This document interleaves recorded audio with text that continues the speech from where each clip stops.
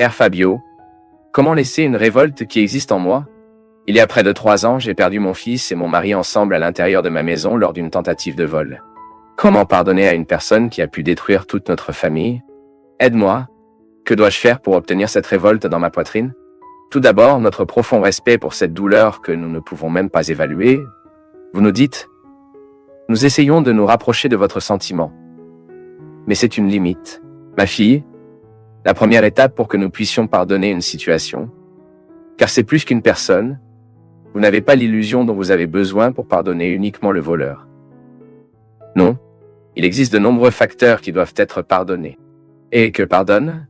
C'est vous de permettre l'arrêt arrière de l'environnement, la vie, la structure, parce que 2 personnes ont été brutalement retirées de leur histoire. Et vous devez maintenant vous soutenir dans ce monde?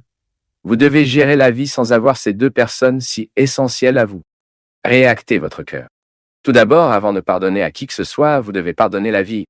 Tout d'abord, retirez cette histoire de votre cœur, qui se produit certainement avec tous ceux qui vivent un moment comme celui-ci. Pourquoi est-ce que ça m'est arrivé? Tu m'as peut-être entendu parler ici, ma fille, qui, parfois nous posons des questions qui ne mènent à rien.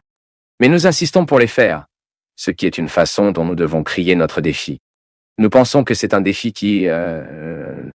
Quelqu'un entre dans notre maison, tue les gens que nous aimons, puis nous traversons ici. Gérer toutes ces haines que ce tueur a provoquées en nous. C'est un défi. Le premier détail à réorganiser en nous est de regarder ce fait. Et essayer de le métaboliser sans haine et sans rancune. Cela m'est arrivé. Cela aurait pu arriver aux voisins sur le côté et il ne sert à rien de poser des questions maintenant qu'ils ne m'aideront certainement pas à résoudre mon dilemme, mon conflit. J'ai donc besoin de faire un pas vers la vie maintenant et de me compenser. Et puis ma fille, la meilleure façon de rattraper la vie est de regarder ce qui reste. Qu'est-ce que cette famille perturbée existe pour vous? C'est comme le naufrage, qui avant cette catastrophe de regarder partout et de voir l'eau uniquement, de trouver un endroit où vous pouvez tenir et de vous soutenir pour surmonter la tempête. Il est temps pour vous de regarder vos valeurs, les gens que vous aimez et vous faites un pas vers eux. C'est pardonner la vie. C'est vous d'être prêt à continuer à vivre. Parce que le pardon au tueur est peut-être que vous l'obtiendrez dans un moment. Vous ne pourrez pardonner au tueur que si vous pouvez faire ce pas dans la direction de la vie. Et le pas vers la vie vous aidera à réorganiser le sentiment qui vous fait tellement mal. Parce qu'avant de pardonner aux gens, nous devons pardonner l'événement. Il doit en quelque sorte s'intégrer dans votre cœur, au moins cette possibilité. Je veux faire un pas. Je veux aller de l'avant. Je veux surmonter cette tragédie. Et puis vous regardez toutes les personnes qui ont réussi à surmonter de grandes tragédies. Et regardez, j'ai vu beaucoup de gens l'obtenir. Qu'est-ce que ces gens avaient besoin de faire? Ouvrez les fenêtres de la maison. Regardez ce qui reste et commencez à réorganiser la vie. Je souhaite à ma fille qu'en ce moment de douleur profonde, vous pouvez retrouver le mode de vie. Pardonnez la vie et donnez à votre vie une opportunité pour vous peut-être, même blessé, vous pouvez retrouver votre chemin et vivre pour eux et faire réviser la joie dans votre maison pour eux. Que la meilleure façon pour nous de ressusciter la mémoire de quelqu'un parmi nous est de célébrer ses joies. Parce que parfois nous voulons faire le contraire, non? Nous ne le referons plus jamais car il l'a aimé. Et cela me le rappelle, non? Comme Lydia, mon amie de Curitiba, quand elle a perdu son fils, je ne voulais plus faire le barbecue du dimanche après-midi. Car c'était la joie de son fils. Et progressivement, Lydia est capable de reprendre la vie pour permettre à la joie de lui rendre visite maison, parce qu'il y a encore des enfants, il y a encore un mari, il y a encore une famille, et que nous devons nous débarrasser de ce non-sens, que la célébration de la mémoire de l'autre et que nous plongeons dans la tristesse, nous brûlons. Nous qui croyons à la résurrection devons faire notre lutte de deuil. C'est ce que je vous souhaite à tous ceux qui m'accompagnent. Vous savez très bien que vous m'écoutez, vous me suivez, vous savez très bien que c'est la dynamique que je veux pour moi. Tout le temps, j'ai des raisons d'abandonner, les gars. Tout le temps. À un moment de ma vie, j'ai traversé la tentation du tombeau, entrant à l'intérieur, et pleurant là mes blessures, mes douleurs, mes malentendus. Je ne le veux pas. C'est difficile, Il est difficile d'être qui je suis, faisant ce que je fais, c'est sûr. Il est difficile d'être qui vous êtes, de faire ce que vous faites, c'est horrible. Mais payez votre prix avec votre joie. Être un témoignage, pas à l'autre. Avant d'être un témoignage d'une autre, vous devez être un témoignage de vous-même. Vous devez être en paix avec vous-même. Vous devez être dans cette bonne conscience que vous faites la bonne chose, que vous vous efforcez, que vous donnez cette opportunité à la vie de travailler sur vous. Ne fermez pas pour la possibilité d'être heureux. Malgré tout ce qui s'est passé, malgré tous les malheurs qui peuvent avoir visité votre vie, Ne vous fermez pas pour la possibilité d'être heureux. Nous ne savons pas combien de temps il nous reste, mais nous pouvons faire ce temps une occasion de changer l'histoire, de changer la vie, de changer les gens de notre côté. Comme faire bien les choses. Profitez de cette occasion pour être qui vous êtes. Vous vous libérez de vos excès et transformez le combat en lutte. Merci pour votre affection, pour votre attention et que Dieu vous bénisse beaucoup. Que Dieu déverse sur votre cœur, sur votre maison, sur votre vie la disposition qui caractérisait le cœur de Notre-Dame. De sorte que, un exemple de celui-ci, nous pouvons également être un vrai chrétien. Amenez toujours Jésus sur ses genoux pour le présenter à ceux qui ne le connaissent pas encore. Versez sur nous la bénédiction du Dieu Tout-Puissant, Père, Fils et Saint-Esprit. Peur. Or, la peur est universelle. Nous ressentons tous. Avez-vous peur d'être seul? Avez-vous peur d'être trahi? Avez-vous peur d'être lésé? Avez-vous peur de la maladie? Avez-vous peur de mourir?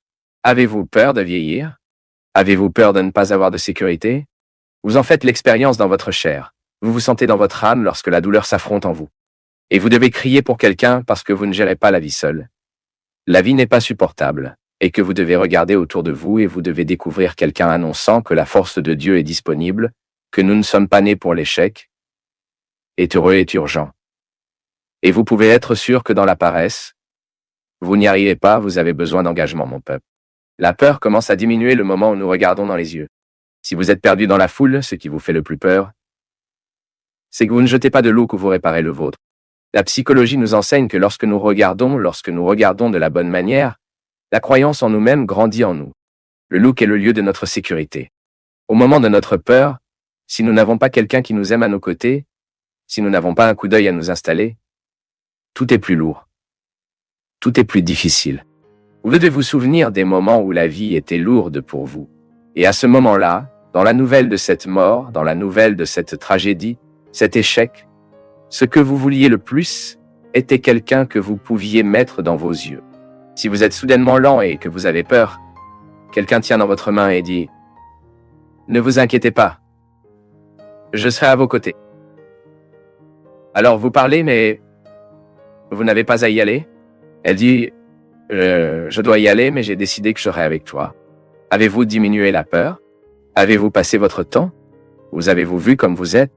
Mais vous savez par expérience qu'au moment de votre changement, si vous avez quelqu'un qui vous tient sur la main, si vous avez quelqu'un qui regarde dans vos yeux, changer avec vous reste diminue plus facile la peur de ne pas être reconnu, la peur de ne pas être comprise lorsque vous faites face à quelqu'un qui a le pouvoir de prendre des décisions sur votre vie et que vous avez peur que cette décision ne soit pas prise compte tenu de la peur que vous ressentiez, les douleurs que vous ressentiez, les douleurs que vous ressentiez, les douleurs que vous ressentiez, les douleurs que vous ayez, les limites que vous avez dû limite, que vous avez dû limite en forme en bonne.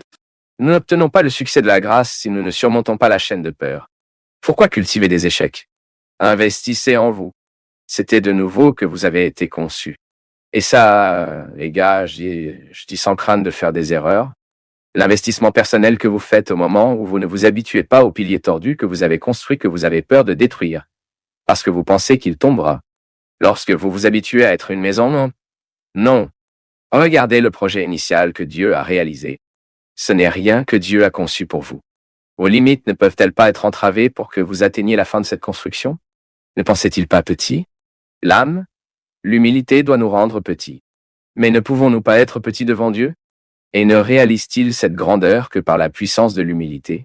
Méfiez-vous de ce que vous choisissez comme réalité de valeur dans votre vie. Méfiez-vous des décisions que vous prenez. Méfiez-vous des réponses que vous donnez au monde. Méfiez-vous des réponses que vous donnez à la réalité. Ceux qui ont besoin de savoir comment choisir la justice, la vérité et l'honnêteté. C'est ce dont nous parlons, mon peuple. Il y a des moments de notre vie lorsque la décision est si importante. C'est elle qui définira la direction que nous prendrons. Certaines personnes choisissent ce que ce n'est pas bon. Nous pouvons choisir ce qu'il fournit. Venez à moi, tous ceux qui sont à l'échelle du poids de vos charges, que je vous soulagerai. Et ne demandez pas au grand architecte de faire des modifications des plantes pour simplifier. Non. Demandez-lui les forces à agir de la bonne façon de se rendre à l'endroit. Pouvez-vous abattre les murs? Non. Priez. Hurle sur son bord. Insistez. Criez combien vous pouvez même secouer les structures de ce mur qui vous empêche. N'ayez pas peur du processus. N'ayez pas peur du projet initial. Courir après lui. Courez derrière ce qui est honnête, ce qui est pur. Et vous n'aurez pas d'autre destination si vous ne l'avez pas fait non plus. Purifiez progressivement votre vie, votre cœur de ses excès. qui sont remplis de peur. J'ai peur d'y arriver. Donc, parce que j'ai peur d'y arriver, je m'assois et je suis désolé pour toute ma vie. Eh mon Dieu, mais c'est à 100 kilomètres d'ici. Il fait le premier pas, qu'il ne manque plus de 100 kilomètres de plus. Maintenant, si nous nous attendons à ce qui est inutile, ce qui ne nous fait pas grandir, nous ne viendrons nulle part. Combien de fois dans la vie, mon peuple, avons-nous besoin de la chute pour découvrir l'endroit essentiel, notre place? Combien de fois nous utilisons-nous la futilité de la vie? Nous passons. Perdons-nous notre temps avec la futilité? Mais alors, quand par la force du mouvement de Dieu dans l'histoire, vous découvrez. Mais c'est précisément l'apparence de Dieu fixée sur nous, pour nous convaincre que nous pouvons, que la victoire nous offre, que la victoire est devant nous, et que pour nous, nous arrivons à elle le courage de se lever.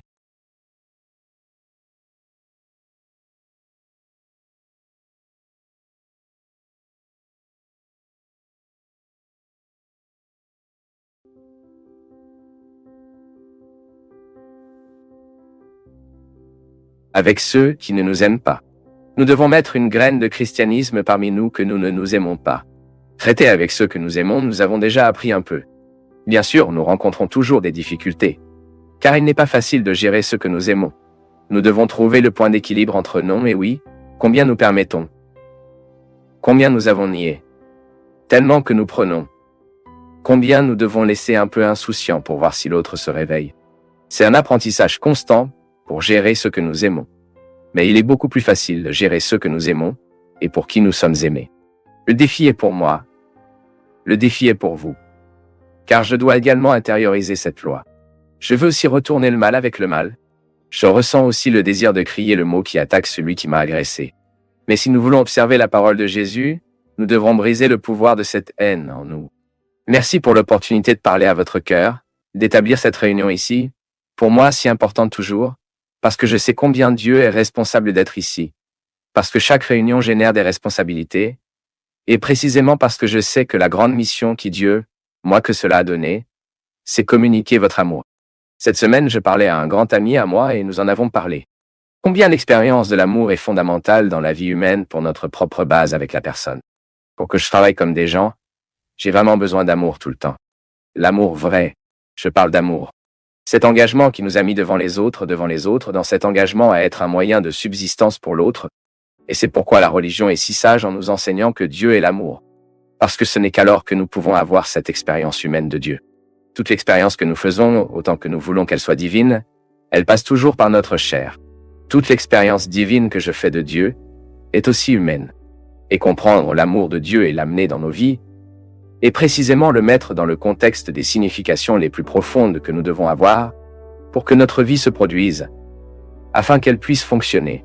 C'est pourquoi la conviction que Dieu nous aime, que Dieu m'aime, Dieu vous aime, peut vraiment faire une différence dans notre histoire. Parce qu'en croyant que Dieu m'aime, je finis par mettre en moi une série de possibilités que seul l'amour peut m'accorder.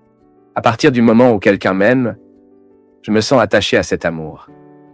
Et je veux tout faire pour que ma réponse à cet amour soit toujours saine. Car l'amour est un stimulus. Quand je vous dis que Dieu vous aime, quelque chose d'autre que je ne veux pas, mais pour stimuler votre processus humain. Avoir l'amour de Dieu comme une croyance en tant que pilier de notre réalisation religieuse n'est rien, mais nous sommes encouragés à surmonter nos problèmes chaque jour. Pouvoir dormir aujourd'hui dans un petit moment, avec cette tranquillité dans le cœur, à savoir que Dieu, il continue de vous aimer. Il n'y a rien dans cette vie qui peut obscurcir ou effacer cet amour. Que nous pouvons souvent faire pour une incarnation de nos erreurs, ou même pour une attitude souvent mauvaise. Et vous pouvez observer, lorsqu'une personne n'est pas aimée, elle entre dans un processus d'auto-allaitement, car il est naturel que l'on aime détruire, mais il est également certain que l'amour se construit. Dieu nous aime. Dieu prend soin de nous. Et nous avons découvert, dans la religion, une expérience de soin qui nous soutient existentiellement. C'est que parfois je continue de penser que dans la vie, tout ce que nous faisons est une tentative pour trouver une protection existentielle. Quelle est cette protection existentielle? Un endroit où je peux ressentir la satisfaction, ou peut-être même une conviction qui me met dans un état confortable pour vivre. Cela ne signifie pas que ce confort se retirera de la lutte qui convient à tout le monde. Non, mais la protection existentielle est ce qui me tient en tant que Jean. Ce sont mes valeurs, ce sont mes convictions, qui visitent souvent nos sensations, n'est-ce pas? De temps en temps, mes convictions visitent mes sensations. Et je ressens ce que je crois. Mais je ne peux pas toujours ressentir ce que je crois. Je vis l'expérience de la foi dans une autre dimension, qui n'est pas si sensible, mais c'est à l'intérieur. C'est la conviction. C'est le caractère. Il fait partie de mon état d'esprit. Mais de temps en temps, je ressens les avantages de ma conviction. C'est très intéressant. Quand je découvre à mes jours les conséquences de ma foi. Lorsque vous, par exemple, vous allongez dans votre lit et que vous pouvez résoudre tous les malentendus que vous avez eus tout au long de la journée, les défauts que vous avez entendus, les choses qui n'ont pas fonctionné lorsque vous pouvez faire ce processus alchimique. Cette transformation, parce que vous avez une protection existentielle à appeler l'amour de Dieu. Vous vous sentez aimé de Dieu. Vous n'êtes personne. Et parce que vous vous sentez aimé de Dieu, vous commencez à penser 2, 3 fois avant de choisir quelque chose que vous savez vous blessera. Ou vous en penserez 2, 3 fois avant de dire quelque chose qui peut blesser les gens. Vous commencerez à mesurer votre façon d'être. Vous ferez tout pour que votre présence ne soit ni moins. Vous ferez tout pour ne pas être à l'intérieur, pour ne pas être incontestable, pour ne pas être invasif. Vous ferez tout pour que votre posture soit cohérente avec ce que Dieu attend de nous. C'est une protection. En croyant en Dieu, en croyant que Dieu m'aime, que Dieu me veut heureux, seulement alors nous nous levons. Lorsque nous avons de bons ampères affectifs, et l'expérience de Dieu est également une protection affective. Même si ma foi en Dieu ne visite souvent pas mes sensations, je dois l'avoir en moi comme un remède de toutes mes orfandides. J'ai un Dieu qui prend soin de moi. Et comment prend-il soin de moi? Se souvenir, ouvrir mes yeux, me faire tout le temps être conscient de ce que je dois faire et attendre librement, attendant patiemment ce qu'il fait pour moi. Et dans ce mélange de ce que Dieu fait pour moi, avec ce que je fais pour moi, j'ai donc un agenda de lutte, un programme de transformation humain, une vie quotidienne dynamique qui la dynamique de la vie humaine ne se terminera jamais. Tant que je vivrai, tant que vous vivez, comme nous vivons, nous serons dans ce processus de transformation. Maintenant, quand nous sommes dans ce processus de transformation, ayant la foi que Dieu nous aime, que Dieu veut bien, tout est plus facile. Parce que souvent nos problèmes, nos difficultés personnelles, ne seront résolus que lorsque cette condamnation est en nous. Parce que j'ai de la valeur. Je suis en mesure de rechercher les résultats. Je ne peux pas être découragé. C'est le lien, non? Le lien dans la vie humaine est très important. Lorsque vous sentez que vous avez quelqu'un dans cette vie, vous vous réveillez mieux, vous vous améliorez, vous travaillez mieux. L'amour nous fait cela. À partir du moment où nous sommes liés, nous commençons à être plus prudents avec la vie que nous avons. Parce que vous savez que votre lien est lié les uns aux autres, c'est une instance de vie à l'autre. Ce n'est qu'alors que nous comprenons pourquoi le Père est capable de prendre soin de plus après avoir un enfant. Parce qu'il sait très bien que ce lien lui impose non seulement le plaisir d'être le père de ce garçon, mais impose également la responsabilité. Parce que j'aime, parce que je sais qu'il a besoin de moi, je commence à être plus responsable de cet amour. Et c'est à correspondre. Je vais prendre un peu plus de ma vie, je vais prendre un peu plus de soin de mon cœur parce que j'ai maintenant des liens, et je vais offrir ma meilleure pièce à ceux à qui je suis lié. Une relation respectable de l'amitié. L'amitié n'est pas au sens de la vie, non, voir. C'est pour être amical. Parce que pour nous, chrétiens, nous n'avons pas le droit de traiter l'autre avec la même médaille. La règle italienne n'est pas pour nous. Dent pour une dent. Un œil pour un œil. Ce n'est pas pour nous. Nous pouvons nous blesser parce que l'autre nous a dit de mentir, alors d'accord? Il suffit de mettre ce filtre. Ce qu'il a dit de moi ne correspond pas à la vérité. Je ne veux pas ça pour moi. Ou si l'autre dit de choses qui correspondent à la vérité et vous blesse, vous y faites face comme une opportunité que vous avez eue d'entendre la vérité. Mais ne vous en faites pas. Allez. Parce que si nous ne transmettons pas la blessure, elle nourrira, elle grandit, elle nourrira d'autres sentiments trop défavorables à nous. Pourquoi ne conduisons-nous pas ce qui est bon? Pourquoi ne faisons-nous pas ce mot qui met de bonnes choses dans notre esprit? Et au lieu de cela, nous ruminons le mauvais mot que nous avons entendu tout au long de la journée. Êtes-vous vous-même? Combien de fois êtes-vous allongé et ne pouvez pas arrêter de ruminer ce malheureux mot que quelqu'un vous a dit dans votre environnement de travail? Cela peut se produire aujourd'hui. Vous êtes extrêmement contrarié par un mot méchant que vous avez entendu ou avec une mauvaise chose que vous avez appris que quelqu'un a fait contre toi. Vous prenez cela au lit et ne pouvez même pas bien dormir parce que ça le rumine.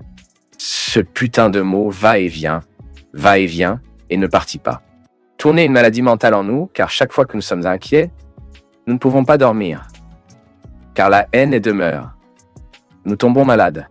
Que vous devez guérir la pensée afin que vous ayez ensuite modifié le sentiment. Oui, le pardon est une décision rationnelle. Vous devez énumérer pour vous quels sont les avantages que vous faites.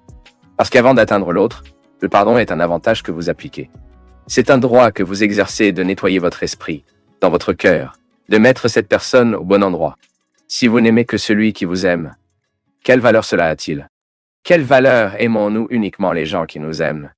Quelle valeur avons-nous pour traiter uniquement les personnes qui nous traitent bien? Vous savez, mon peuple, de temps en temps, je continue de penser que le christianisme perd sa luminosité chaque fois qu'un chrétien abandonne le bien. Maintenant, si vous voulez vivre le défi d'être chrétien ces jours-ci, devrez-vous apprendre à faire ce nettoyage de l'esprit, le nettoyage du cœur? Devrez-vous apprendre à prendre des mesures vers celui qui vous offense? Devrez-vous lui offrir un mot très différent de celui qu'il lui offre habituellement? Devrez-vous avoir la douceur dans votre cœur? Parce que seulement la douce, Jésus a déjà dit à une autre occasion, ils atteindront le royaume. Et l'expérience avec ce Dieu miséricordieux vous fertilisera de plus en plus, pour que vous puissiez vivre cet amour de Dieu et vous emmener à tant d'autres personnes qui ont besoin de lui. Nous parlons beaucoup d'amour ces jours-ci, mais parler de merci est différent. Sortir de la miséricorde, c'est parler de l'engagement d'un amour qui se transforme, qu'il se rend compte, qui n'est pas théorique, d'un amour qui entre dans notre histoire, qui entre nos vies, fournit une réconciliation. Même les pécheurs aiment ceux qui les aiment. Alors, quel avantage cela a-t-il? Pécheurs nous sommes. Changeons un peu ici ce mot. Même les athées font cela. Ils ne sont pas attachés à ce mot. Vous et moi sommes, à moins que vous ne vouliez plus être craints. Ensuite, vous avez le droit de fermer cette Bible et de ne plus jamais toucher le sujet. Qu'est-ce qui nous manque pour que nous ayons le courage de pardonner? Quelle façon de donner à ce pardon efficace pour commencer à réfléchir aux raisons de la blessure et à identifier qu'ils sont très incohérents. Parfois, ils n'ont aucun soutien, ils sont idiots, ils sont des menteurs, mais nous avons même décidé de le garder comme s'ils avaient des fondamentaux. Cela n'a pas. Et si vous avez des bases, alors vous commencez à avoir la capacité de reconnaître que ce qu'il a dit n'était pas ce menteur. Si vous aviez une correspondance à une vérité, faites-la face comme une correction. Je tiens à mettre ce tronçon de l'évangile de Luc, parce qu'il est un statut très difficile à comprendre. Cela peut sembler un dommage. Il peut sembler que nous abandonnons le bon sens. Il se peut que nous devenons idiots de le faire. Mais non. En fait, ce revers nous donne une maturité spirituelle, une maturité affective qui nous profitera trop après sa réalisation, car vous attendez moins de l'autre. Nos déceptions, elles se produisent n'est pas parce que l'autre nous a offert très peu. C'est parce que nous nous attendons à beaucoup. Nos erreurs sont là, ils sont souvent là. L'autre a offert ce qu'il pouvait. Mais nous nous attendions tellement, tellement, tellement. Nous projetons tellement. Nous avons imaginé tellement l'autre. Que quand il était réel, ce n'était pas suffisant. C'est tellement intéressant quand nous constatons qu'avoir l'autorité sur vous est un moyen très, très intéressant de transformer le monde. Dirigez-vous, autorisez vos sentiments, expulsez de votre cœur les blessures qui ne le construisent pas et ne développent pas les nobles sentiments. Vous verrez qu'il sera beaucoup plus naturel d'aimer et d'être aimé. Si dans nos villes, dans notre rue, dans notre quartier, vous êtes habitués, auxquels vous aimez et qui vous aimez, nous le savons déjà. Nous devons apprendre maintenant et de traiter.